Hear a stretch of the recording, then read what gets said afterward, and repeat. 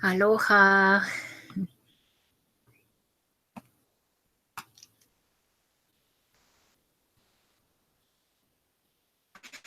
Aloha everyone, Christopher Laksmi-Ditton here and talking to you from Palms Desert, California today. So it is one of our last days here and we are getting ready for our Estonia tour for almost 3 months. And it has been really exciting. We just arrived from Eason's event a couple of days ago, and it has been such an amazing process to really digest it and kind of get more clarity how and what we want to change. So if you get to the room today, please say aloha. Tell me if you hear me well. And I have a plan to share something very personal with you today. And the way I would like to do it today is that I just kind of go into the storytelling mode, and then I just do that first, and then afterwards, if you have questions or comments about what I'm talking about, you can put it straight into the comments. If you are a little shy and you don't want to do it publicly, you can also do it personally, and then I can connection with you later. And I'm sorry, my professional one is on the phone mode right now. It was like some technical issue. I couldn't like figure out, they had changed something again on Facebook. So because I have two things happening here, I may mostly kind of look into here, but I don't ignore you. I completely include you all with this device as well. So this is a new thing for both of us with Michael to have event going and have like 10 different like cameras and devices like going. So we are learning. So, and let's go back in time to 2011. And imagine now you are on a beach in Hawaii and it's like completely pitch dark. Like if you have ever been to Hawaii, by the way, if you have been, give me thumbs up, or if you live in Hawaii. So you know that nights there, excuse me, are so like dark. Like basically you can't even see anything, like even like your finger if you kind of get it up. So in that darkness, I was left alone. And I was so scared. Just like 5 meters behind me was like what they call like an old cemetery. I mean, nothing like a nowadays cemetery, but they said that this is where the Hawaiians basically buried their elderly people some like many centuries ago. So I was really scared. I was like completely alone in complete darkness, and I was left there. And I was left there by a man with whom he had been like very kind, very polite, and like kind of like sucked me into his like adventure. And we were like kind of canoeing under the full moon in the river in the local area there. We were, grilling some seafood, and we were listening Bob Marley under the stars. And it was like, oh my God, like my dream come true, like something really Hawaiian I could experience. Not really sensing that actually all of this was a setup for a little kind of, agenda by that man. So, and some hours later, it was because I was so hungry for love and so hungry for adventure. And adventure just makes me feel so alive that sometimes when I have these invitations into these spaces and areas, it feels like basically like I move away from my head completely, and I'm not thinking like with my rational mind at all. And so suddenly I was there, and then he was starting to really like kind of, okay, let's like, make out, and let's like, have sex and so on. And I kind of like, I was like in this weird space, like not really able to say no. And then kind of like, okay, like, I don't know, like, and then in confusion, it was just like suddenly happened, and then he's like, okay, I'm gonna just go and find, some extra blanket or something so we would feel like warm for the night.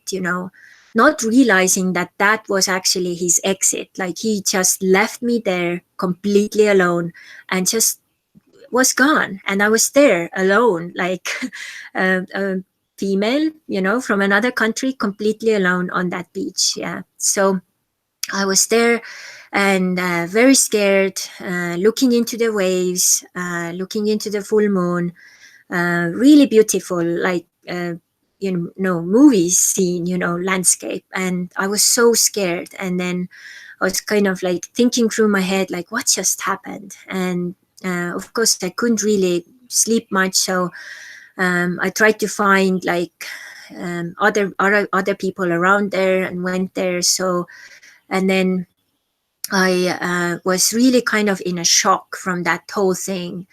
And in the morning, I was like looking around because I knew that he will probably come out and do something on the beach. And I promised that I will not leave before, I will see him and tell him that this is not nice. This is not how you treat women. So I waited. I found him. He had been like going fishing, like nothing had happened. Kind of looked at me like, who are you, kind of. And then told me, I said, like, in case I need anything with you, can I find you on Facebook or anywhere? And then he said, yeah, I have this name, look me up. And then we took off, and then I didn't think of it. Only like 2 weeks later, I was waiting for my menstruation to start, and my menstruation didn't start. And I was thinking like, oh shit, and going back in time, and I was like, oh my god, this thing just happened there. Okay, so what was going on? So I realized that that was the time I probably got pregnant. So I went back in time. I realized like, okay, so this just happened. So let me try to figure out if I can figure out how to get in touch with this guy and tell him, you will be a father soon. Like, what do we do with this now? And then even though I had some ideas how to try to get in connection with him, like the name he gave didn't work, probably just kind of popped into his head, just wanted to get away with it. And then I was like, okay, so that's really crazy, but okay, that's probably not going to work. I'm not going to be able to get in touch with him and tell him that, hey, you are going to become a dad. So most probably I will be in a position where I would need to raise this kid alone. At that time, my own son was living with my previous partner. Because of the conditions and the way our lives were going, we decided that was the best solution for him. And I felt really, really bad that I couldn't really be more, a presence for him in his life. So I was like, okay, this can't just like go on the same way. Like, I had in my mind set a mindset that, okay, if I'm gonna get pregnant again, it will be perfect. I will have a man and have a house and money and all of these things. Like, I don't want it just pop up and then struggle again. So and that was not the situation. So I was like, okay, what to do? So I believe in reincarnation. So which means that when we die, only our body dies, that our soul will have, other journeys and probably will come back. So I also believe that, when basically when we do abortion, we don't kill a person. We just like kind of let that soul know that, okay, you chose me, thank you very much, but I'm not ready right now. So can we do this later, or can you find someone else who would be a better mother for you? So this is basically what I started to do. And I knew one of my friends was going to that area in the coming days. So I was asking her to check out and figure out if we can get like in connection with this guy and kind of see if he does the same agenda kind of type of thing. And fair enough, he did. So she was, of course, well prepared and she didn't go with it. So she was really like aware that, okay, this is what he's like, and kind of even gave the same Facebook name and stuff. So it's like, okay, so this man is no good. So it's like, okay, so now I know that. So then I started to do research, like, okay, so if I, as an Estonian, will give birth to this child who is actually going to be an American citizen, like what my situation will be like. Am I be able to also then go and stay in United States, or how is this situation going to be? So according to the United States law, you as a mom, you are no one. Your kid gets an instant American citizenship, but you are no one. So you basically still have to travel out every 3 months or figure out other ways how to kind of stay there.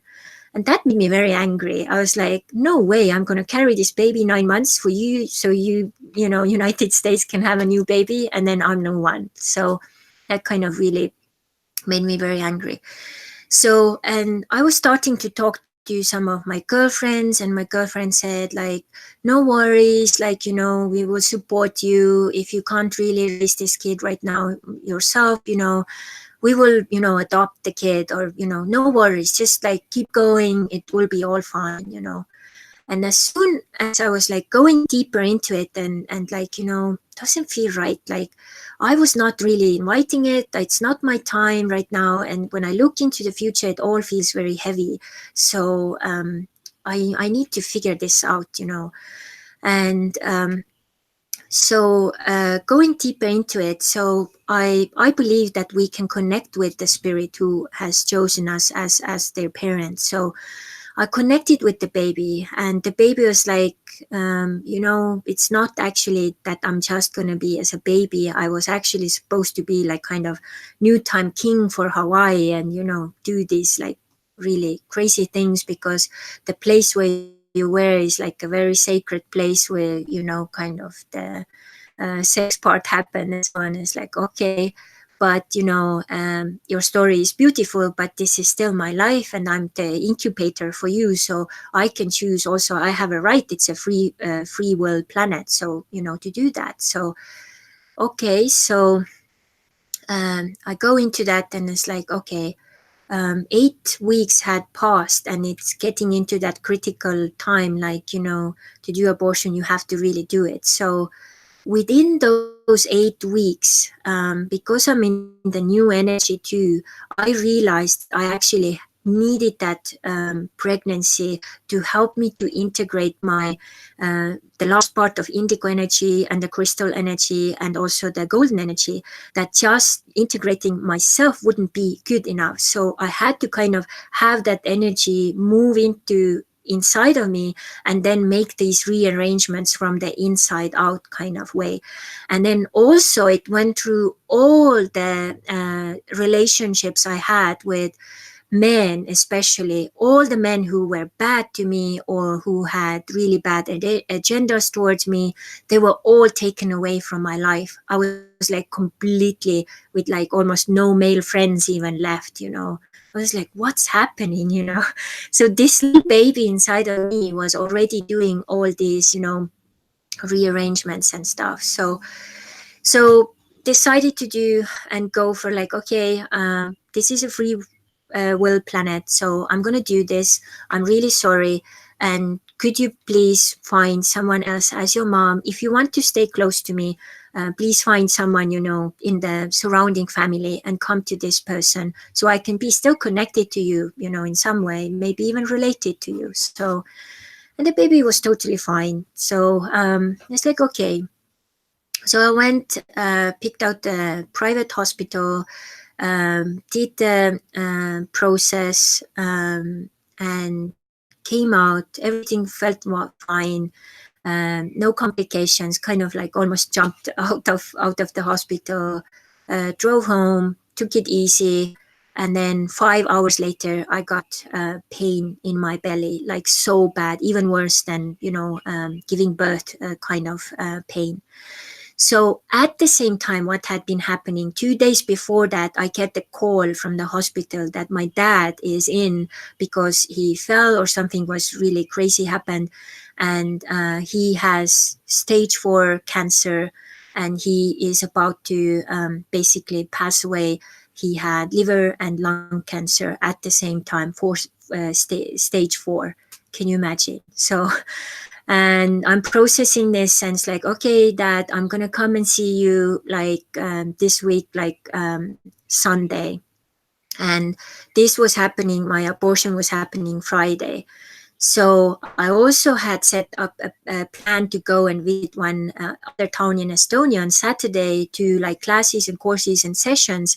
And there I was in pain. And I tolerate pain really, really well. So I was like, I don't know, maybe I should go and check it out, at the hospital. But oh, maybe it just like goes by. But just to check, I called one girlfriend and she said, I've had these kind of pains too, and these can be really serious. So it's better you go to the hospital. And if it's nothing, it's just at least you checked. So I go to the hospital, they get me to the table and they're like, oh my God, like if you had come like 3 hours later, you're basically in a process of having like a blood poisoning. Whatever they did during the abortion, something was like going wrong. And then they put me in with IV and everything. And I'm like, oh my God, like how long am I going to be here? And they like at least 24 hours, if maybe even 30 or 36 hours. So I'm like going in my head, it's like, oh my God, I have this like classes and people, and I have this like, visit my dad. And they're like, oh girl, you are not going anywhere. You're going to be here. At the same time, I'm like feeling this like almost like, I'm like kind of in between life and death, like kind of like fainting and stuff. And so they get me in my room, in my bed, and then I'm like, what's going on? And then as I've done energy work now for almost like 20 years, I know I can like kind of figure out those things. So I'm starting to figure out this thing energetically. And I see in this town where I'm about to go to have my classes, these people have done like kind of like a voodoo thing, like put like, a little doll and nails and stuff. And especially in the area where I had my abortion and stuff. So, and then I realized like, oh my God, these people don't want me to come there. So, okay, I'm not coming there. So happy. So all my good friends and energy girlfriends and stuff, they all started to support me and create like an energy shield, so I could kind of be in like kind of this cocoon and kind of heal myself. So I'm in that really vulnerable space. And then I started to like figure out like how to connect and cancel my event, through my phone and stuff.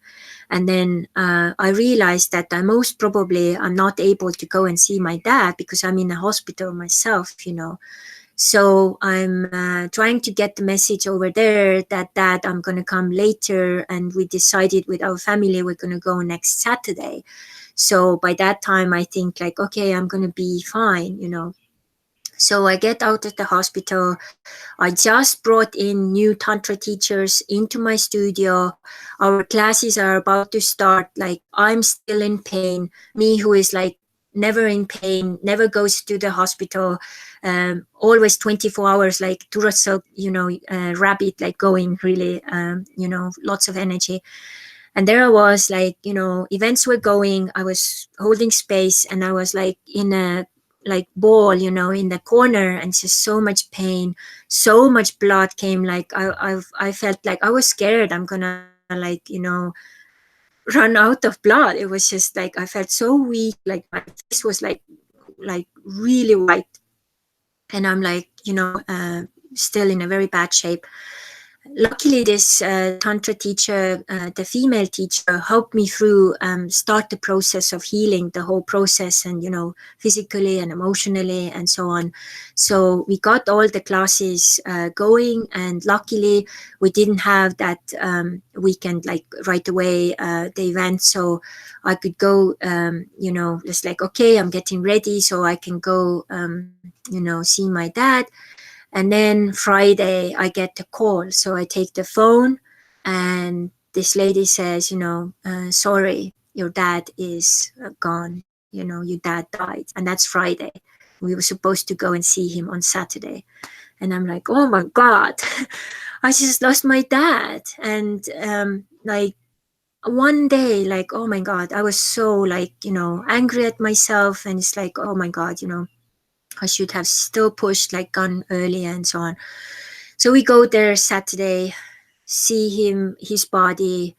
And I tell you, I have never ever seen a face which had been like so full of grace and bliss. And it was just, his message was, don't you worry about me, I'm in a blissful state, I'm in a bliss. It's really good that I could go. It was just so much pain, I was in so much trouble, so don't you worry, I'm good, I'm going to take care of you from the other side, don't you worry, you will be good. And that really calmed me down, because I really felt very bad. And so we did everything we could, and prepare the memorial and all the processes coming with it. But just as a side story, my dad used to be a sailor. And I was sailing with him since I was a kid, like 6 years old. All my summers were spent on the harbors and on the boats and boat yards and stuff. So I love the sea and everything which came with it. And just 10 years prior to the death, he actually had a blood clot issue in one of his legs, on the left leg, and they had to cut it down from like below the knee. And it was still so bad and infected that they had to even cut it higher where the thigh is going. So, and there he was, like with one leg, and it's really hard to sail with one leg. So luckily, a couple of years before that, I felt that I want to do one really special gift for my dad, and I want to take him sailing, and I want him to be the captain, even if it's for the very last time, but be the captain with one leg. And I got this surprise, organized, get him there. He first said, I'm not going to go anywhere. What are are you crazy?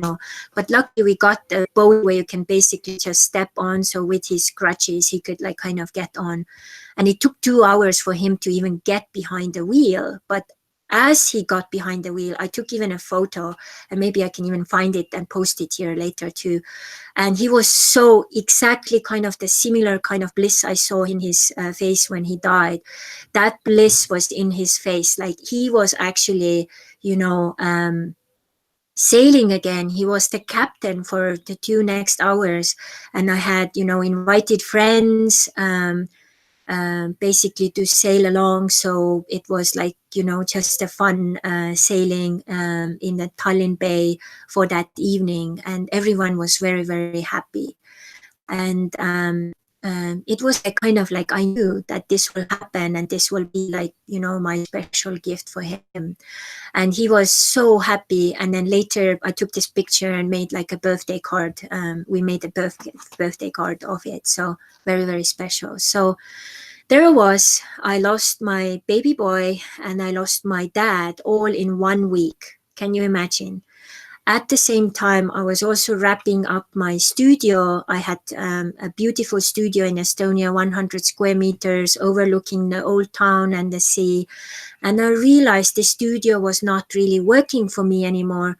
I was working for it. So I was running with like my bills and stuff and so on. I was like, this is not the way it's supposed to be. And it's not my dream anymore.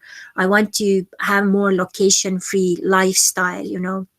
And I was going to Hawaii for 3 months, and then luckily my Hawaiian family offered me to stay with them for a little bit. So I was swimming in the ocean with wild dolphins. My dad was there every day to, help me to grieve, help me to process all these processes and so on.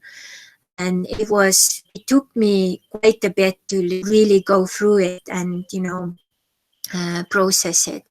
But now let's go forward in time and see like how this one little story was actually necessary in my story, and was actually, a very kind of, divine orchestration to prepare me for what came later. Because oftentimes people think like, with regret, like I could also do it, every year during that time. Like, okay, 8 years ago, like, it could be a 8 years old boy right now, where would I be, and so on. So I know for sure that if I would have had that kid, most probably me and Michael, we wouldn't have met. And also, even if we would have met, Michael would not have really,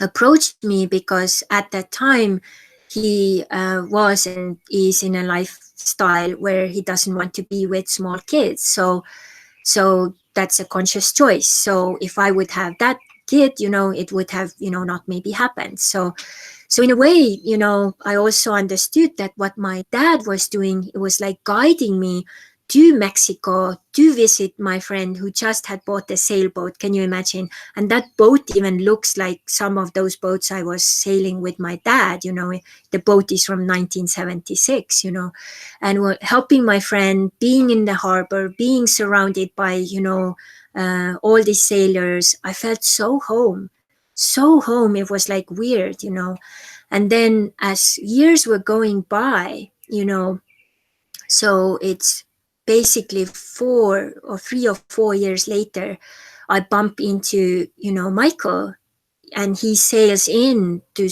that same very harbor with his white sailing boat, not on a white horse, but on a sailing boat, And that was supposed to happen that time, because my dad and other angels and powers were actually working behind the scenes to make this meeting going and happen, of those two spirit mates to meet, So everything was orchestrated, everything had to happen this way.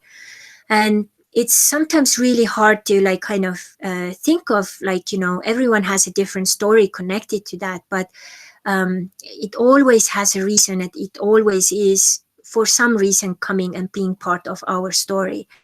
And one thing I also discovered with this was that basically three things which I discovered with this option thing. So first, I was so hungry for love and adventure that I just went with it, and it kind of almost like turned out, as I said, my rational kind of thinking.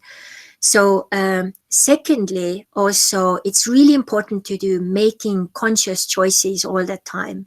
So if you already like kind of see through like where people are going and what's behind there, then those situations can't even, happen, because you see through it, consciously present in your mind and in your body. And third, it's basically that you, let me see, forgot my notes.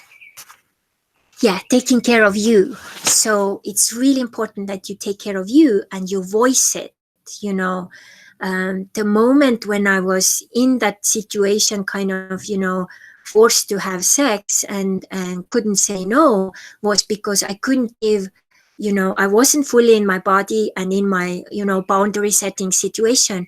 And secondly, I couldn't give voice to take care of me.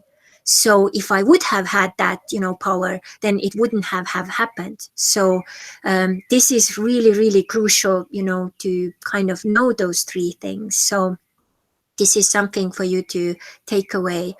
So I see lots of people are on. So grateful for you to all be here. If this story really touched you, or you have had similar experiences, please leave a comment. If you have questions, please leave a question. And I'm going to go through all of you just in a minute, but I'll just wrap it up now shortly. So all in all, when I go back in time and kind of look through it, what I also saw was, all these 8 years I've actually worked with healing that moment, that situation. I've been healing my womb. And all of these women who have had abortion have to consciously heal their womb, because womb is the center of our creation. So even if you're not going to get babies anymore, you as a woman, your task here on planet Earth is to create projects, create food, create cakes, create babies, create, books, whatever your creative project is. We are here to create.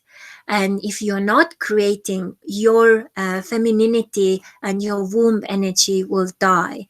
So after abortion, oftentimes what happens, women will pack it away.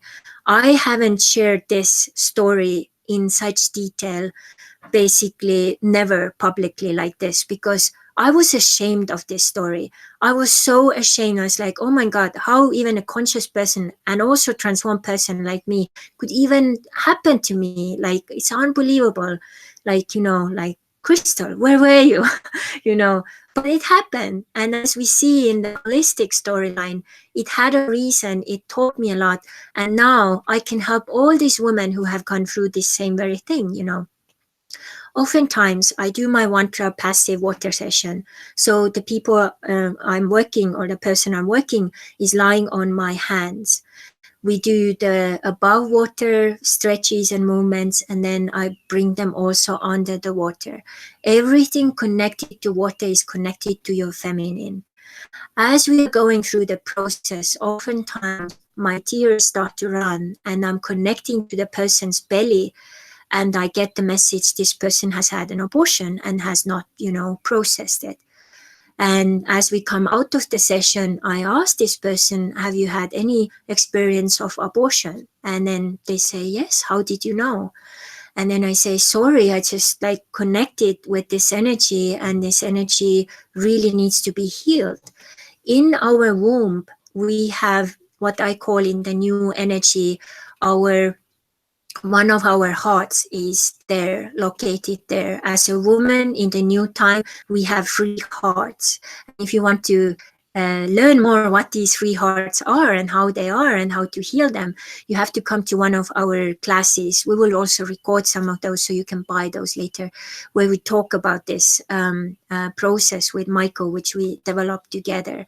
So in the new time, you can never just go straight to the sex energy to the woman.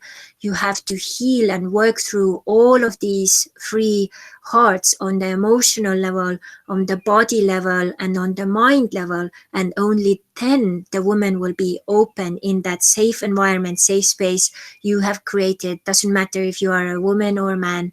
And then heal those. And also, even if you are a man and went through, abortion, or what's even worse, maybe the baby was born, but then the baby died afterwards. So all of these things are wounds in your feminine, and you have to work with that in your feminine. So it's super important that, also process this through. So all in all, I see this experience as a gift. And just for your knowing, this little baby spirit chose someone else in our family and came through that other family member into the family. I'm very close to this baby, and I'm very, very glad that that choice was made. It's really a really best family that could happen to. And this way I can still be there, still offer possibilities to support and guide and protect in so many ways as I can. So all is good. And right now in United States, there is one state where I saw it was running in Facebook, that there is a bill going around where they want to decide that the person who goes through abortion, kind of will be killed. And I really hope that this doesn't go through, because this is my personal opinion, but I believe that we live in a free will planet, and whatever you believe in and whatever religion you believe in, that doesn't matter. I believe that still you should have the right to make your own choice and decision. And as you see from my story, this is a very special gift, and I have learned a lot from it, and I can now share and be the gift to so many women all over the world, sharing this story. And I am so glad and also grateful that I have already my son, who is now 22 years old, that I have given that gift, and that time I was 19 years old when I became pregnant with him, that I didn't go that route because he has been the biggest gift and biggest anchor and blessing in my life. And I couldn't imagine my life without him. And that has been such an enormous blessing in my life. So I hope that this live and this storytelling was really amazing. You got something out of it. If you know people in your circles who would be really, benefiting from this story, share it with them. And if you want to have a healing session with me to process this, let me know. I do it online as well, live. If you are coming to Europe this summer, please come by Estonia, join our events, or come and visit, connect with me and Michael. We will be mostly in Tallinn, but we will travel a little around Estonia as well.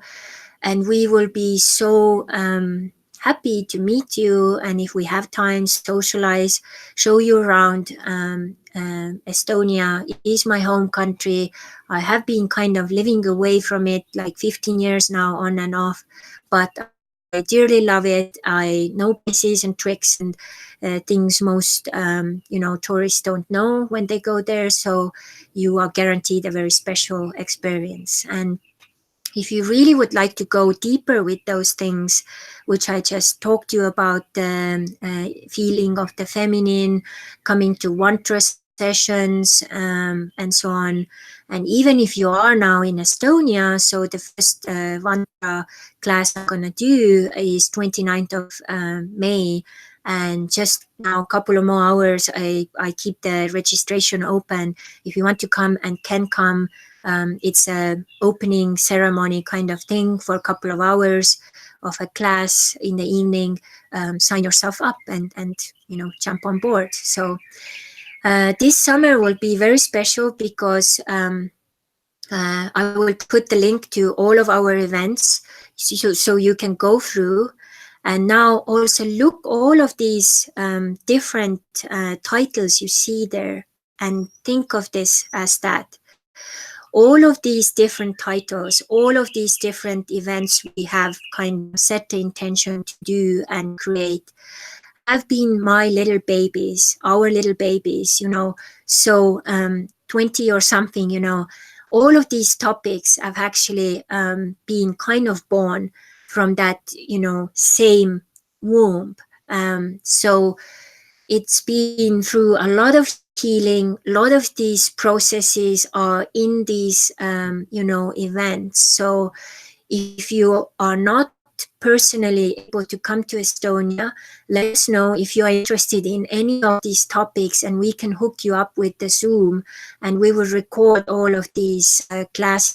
So it will be possible to join for these also over online. So you will be not left out this year. So, and if you feel like me and Michael, we resonate with you, you would like to work with us, please let us know. This summer we are offering also private sessions. I'm offering aura transformation, aura balancing, new time tantra sessions together and separately with Michael. And if you have real issues with trusting men and lots of like wounds with like men sexually or whatever way, then I really recommend you to find us out and do even like online class or online session with us, because we are very safe. We do have very high ethics in our work, and safety is our first kind of quality of our session. So check it out. So thank you so much for everyone being here. And I will now go through. I see Kaya and Merike are here. Aloha to you. Thank you. And over here, let's see who is. I see Scott is here. Aloha, Scott, Melis. Very nice to hear and see you. Sandy Mary Park, Silva Nordam, Delia, Liisi Koiviagi, Erko London, Aloha, haven't heard about you, Tiina Tamm, Aloha New York, Sipuline, Aloha Finland, Merle Veerits, Karit Koller, Nikki Miller, Aloha Nikki from Hawaii, Beth Smith, Aloha Hawaii, Anneli Akinde, Urmas Rehkalt, Helika Päll, Merle Mändla, Cassandra Tal-Janice, Katrin Talvak. Aloha, and thank you all so much for being here, sharing this beautiful space with me, being in this vulnerability, and maybe you notice that some things have changed, and some of these things which I changed this time are because of Bo Eason class we did, and it's really amazing. We will join his master class next year from January, and we are so excited. Like the shifts and changes we went through throughout this three-day event with him will forever change the way we present and share what we are here to do. And also, if you will get connected with us, we will share lots of these tips and tools with all of you. And just to finalize, we will have a really cool summer retreat in Estonia from the 2nd till 4th of August in Estonia. In West Estonia, we'll also have Vantra. We'll have lots of things we do in the nature. We use lots of hula things. We'll use lots of Hawaii things. And we'll put also more focus on embodiment of your own body, because many people have disconnected from their body. So we create a safe space. And also one of the things we want to really kind of open yourself when you go through the information about this summer retreat. It's basically kind of be with the open mind that even if that all what's in there doesn't really resonate, maybe there is something else what you need to just come and you don't even know it. We did just one little live where it's actually a video. We'll put it up also shortly. So kind of like with living in Hawaii, we lived there 2 years. We went in with like blindfolders, what we want and how we want. And then as we took the blinders away and said like, okay, maybe Hawaii is not our location right now, then everything opened up and we got so many gifts from Hawaii, which we didn't even realize we were there to get. So this is the way it works with mini stuff or bigger stuff. It's just up to you what resonates. Come and show up. We are so excited to share our aloha hugs with you. Mahalo. May your day be filled with aloha and lots of amazing adventures. Stay in your power, walk in your power, set boundaries, and voice your needs. So mahalo and see you soon.